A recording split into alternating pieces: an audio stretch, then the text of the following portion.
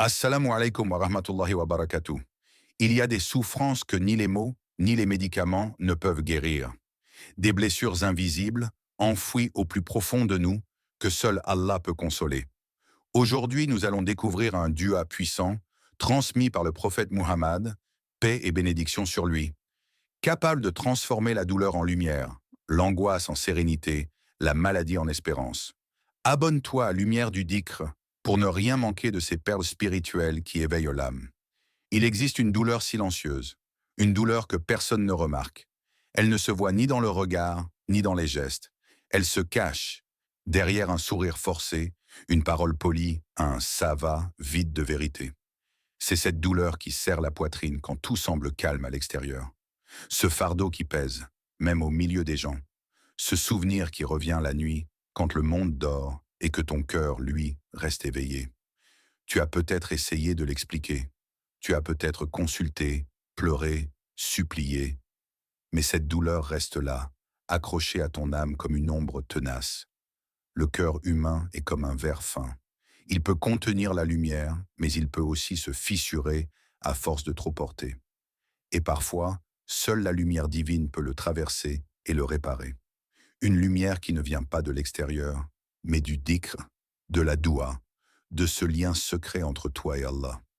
Et toi, oui, toi qui écoutes, qu'as-tu demandé à Allah en silence, les larmes aux yeux, lorsque personne ne pouvait t'entendre? Quel fardeau portes-tu encore dans ton cœur depuis toutes ces années? Quel vide espères-tu voir combler, sans même pouvoir le nommer? Il est temps de ne plus souffrir seul. Il est temps de t'adresser à celui qui connaît tes douleurs sans que tu ne les formules. Il est temps de réciter ce dua, ce doux remède qui ne demande ni ordonnance, ni rendez-vous, seulement la sincérité. Car Allah dit, et ton Seigneur a dit, invoquez-moi, je vous répondrai. Sourate Ghafir 40-60. Ce verset n'est pas une promesse oubliée, c'est un appel vivant, à chaque instant. Un appel à guérir, un appel à revenir à lui. Et ce dua que tu t'apprêtes à découvrir, peut être la clé que ton cœur attendait depuis toujours. Imagine, tu es à Médine, le soleil décline doucement. Une foule paisible se rassemble autour de la maison du prophète Muhammad, paix et bénédiction sur lui. Un homme s'approche, affaibli, le visage marqué par la fièvre. Il titube, soutenu par ses proches. Il l'amène au messager d'Allah. Le prophète, et les SVOS, l'observe avec miséricorde. Il s'approche, pose sa main bénie sur son front brûlant, puis avec une douceur que seule la prophétie porte en elle, il récite ces mots. Adhib al-Ba'sa, Rabba an-Nas, Ishfi anta ashaf, la shifa'a illa shifa'uk, shifa'an la yugadiru saqaman.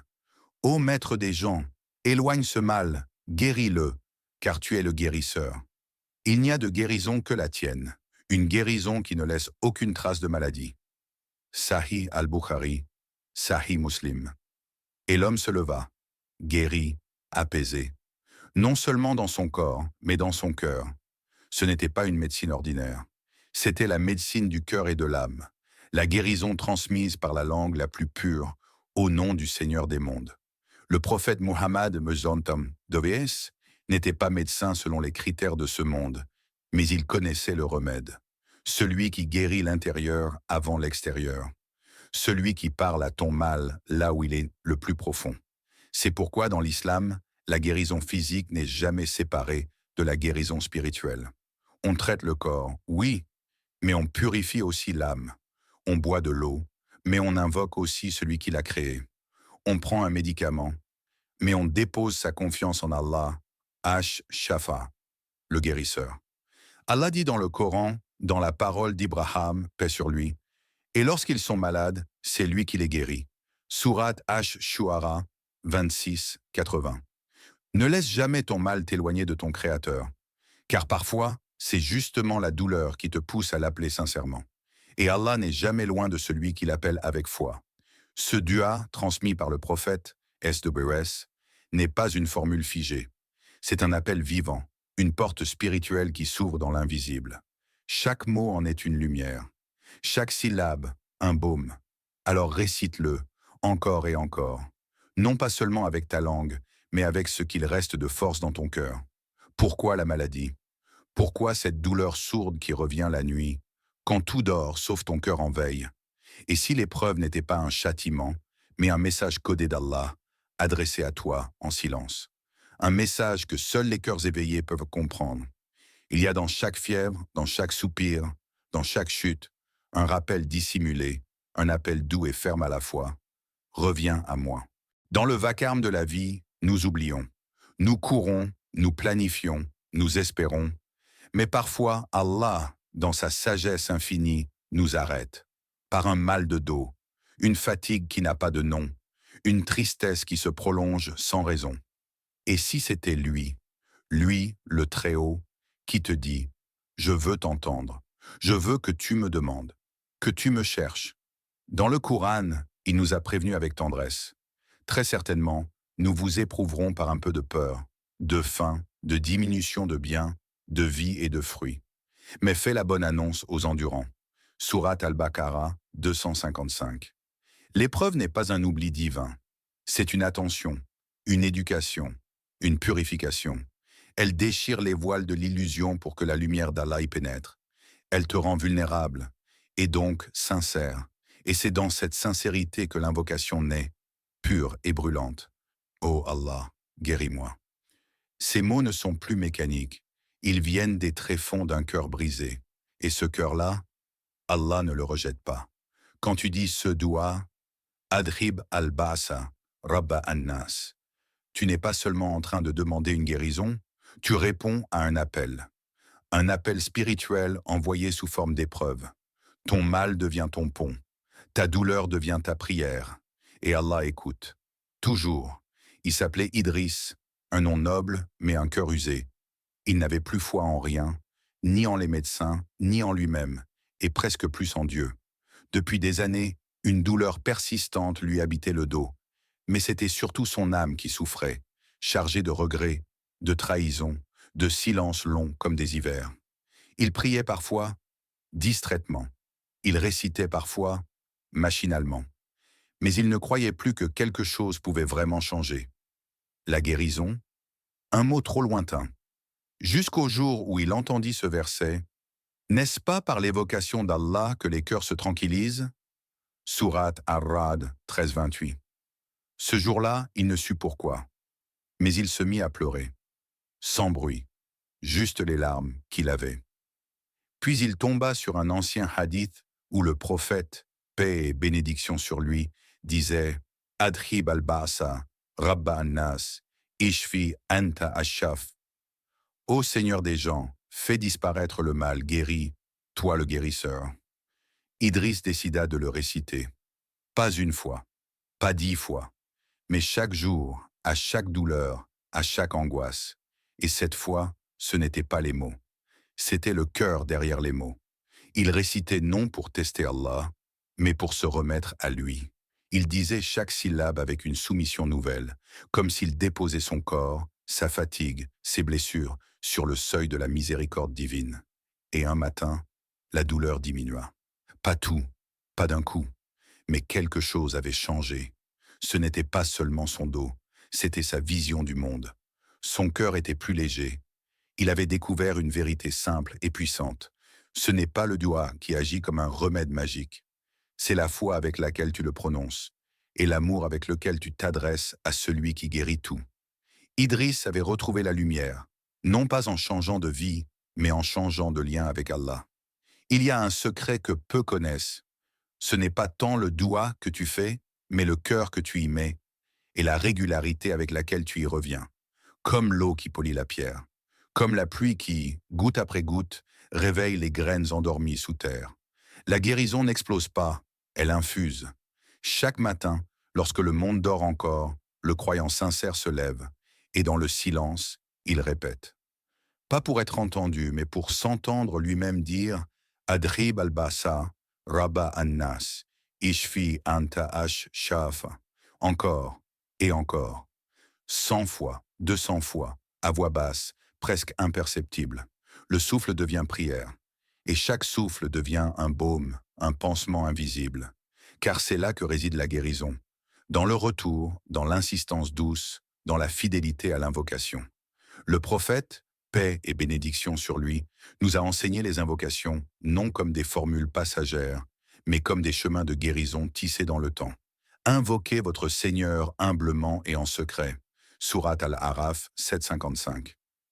Voilà l'instruction divine, pas dans le vacarme, pas dans l'impatience, mais dans la discrétion qui vient du cœur.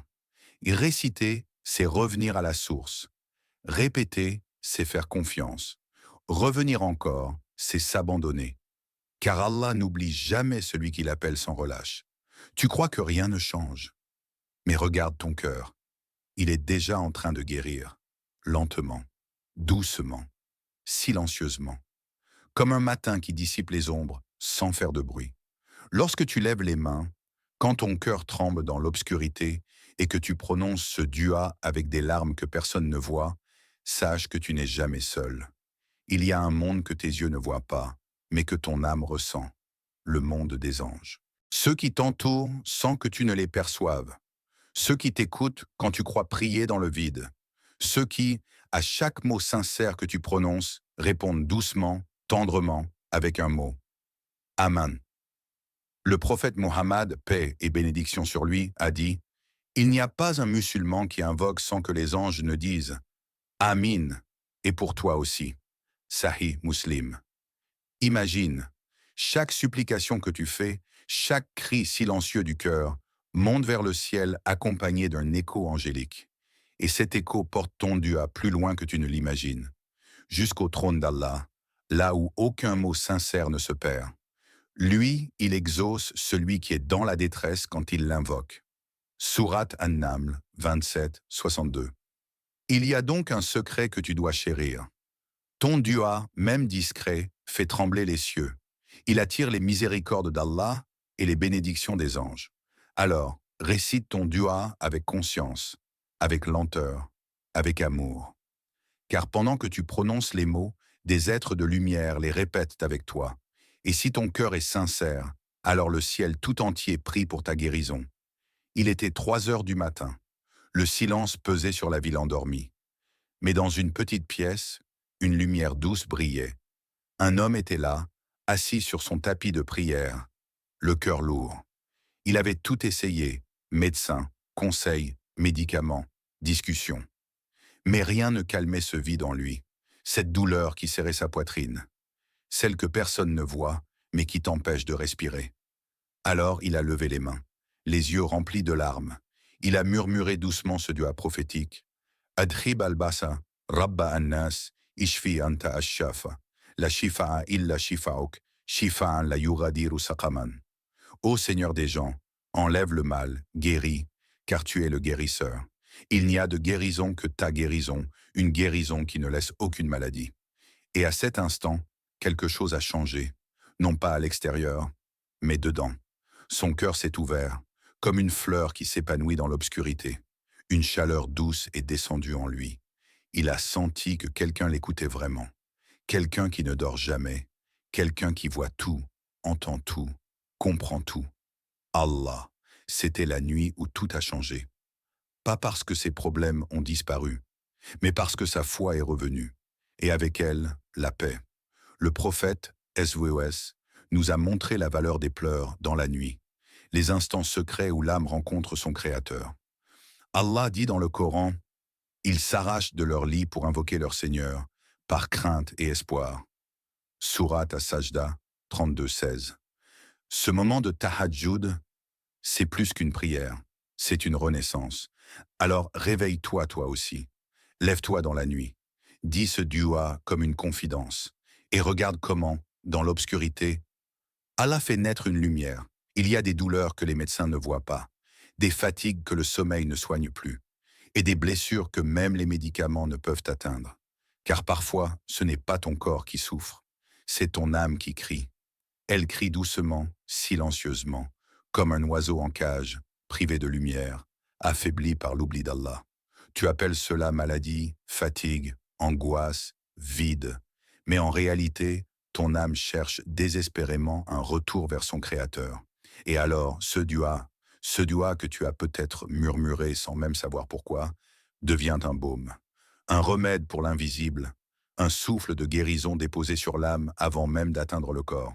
Et nous faisons descendre du Coran ce qui est une guérison et une miséricorde pour les croyants.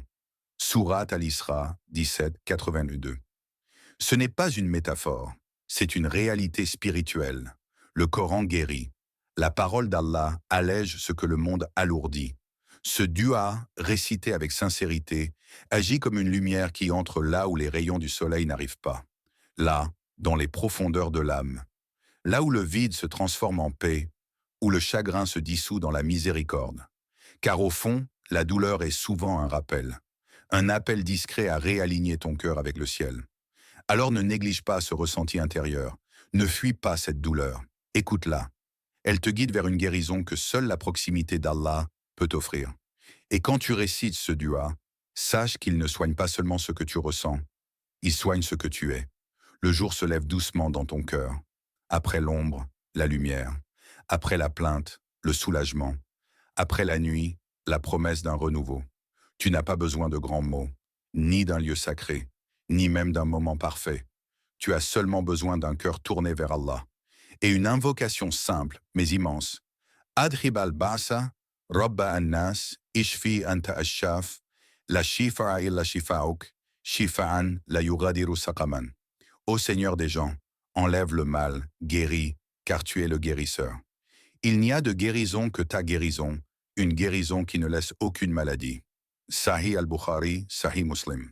Récite-le, encore et encore, pas comme un sort, mais comme une confidence, comme un appel d'amour vers celui qui ne te repousse jamais. Fais-le dans la nuit, lorsque tout dort sauf ton âme. Fais-le en silence, lorsque le monde ne t'écoute pas, mais que le ciel est attentif. Fais-le avec foi, même si tu ne vois pas encore la réponse, car la guérison ne descend pas toujours comme un éclair. Elle descend souvent comme une brise douce qui caresse lentement les fissures du cœur et les referme une à une.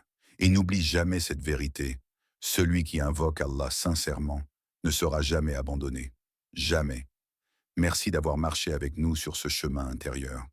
Abonne-toi à Lumière du Dhikr. Aime et partage cette vidéo pour illuminer un autre cœur. Qu'Allah te guérisse et t'élève dans ce monde et dans l'au-delà.